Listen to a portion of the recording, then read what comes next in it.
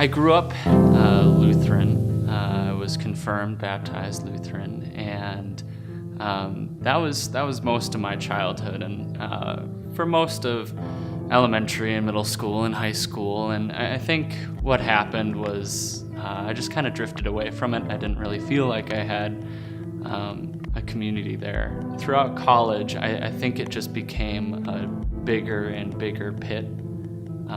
I got involved in worse relationships, unhealthy relationships with girls, and I would say shallow friendships that I didn't really know people. I just kind of felt alone, and I think it really hit a lot my sophomore year in college, and it was smoking, doing drugs, drinking constantly, and it just became kind of numbing and something that over time just didn't really do anything for me, but I just kept doing it.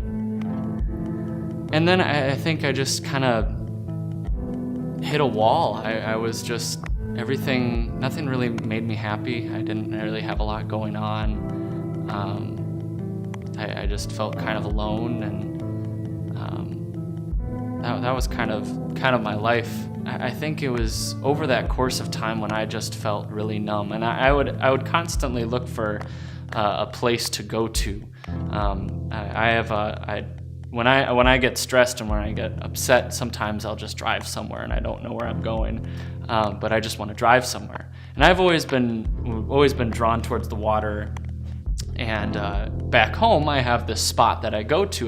There's this tree on Lake Minnetonka that I would go to and I'd reflect. And so I kind of made my own spot here. I drove along the river here in Stevens Point, and I found this spot, and I would just kind of sit there and talk to God, really, and just kind of say like, hey, I'm at a dead end place right now, and it was really just a genuine prayer from my heart. And then what happened was, at the time I was rooming with my friend Ben, who was going here to Refuge. Him and I were both in kind of a depressive state, and then he started going to church more, and I noticed that in him. I noticed his mood shift, I noticed his attitude change, and just a little part of him that I admired and respected. And so one day I just asked him, like, hey, can I go with you?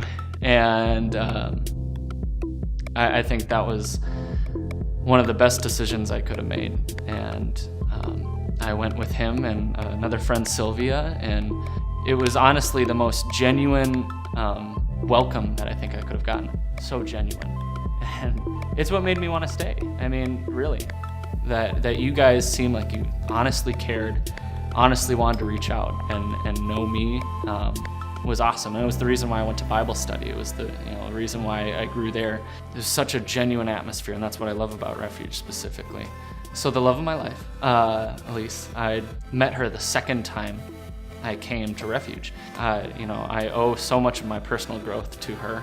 She inspires me to lead more, to pray more, to be more, to be a better man, to be a better Christ follower. I'm so thankful to God for giving me her.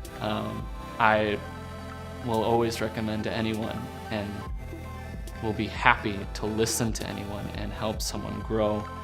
And when things get hard, and if I could tell, someone who's their first time, or there's someone who's developing, it's that we love you and we care for you. We want everyone who follows Christ to grow, and we want them to know that they have the freedom to choose to grow into a better person, because God will make you a better person if you take that step and that decision to change and grow. God has been my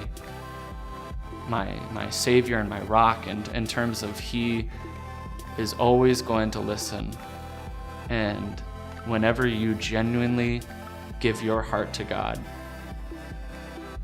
He will take care of everything that's going wrong with your life. He will.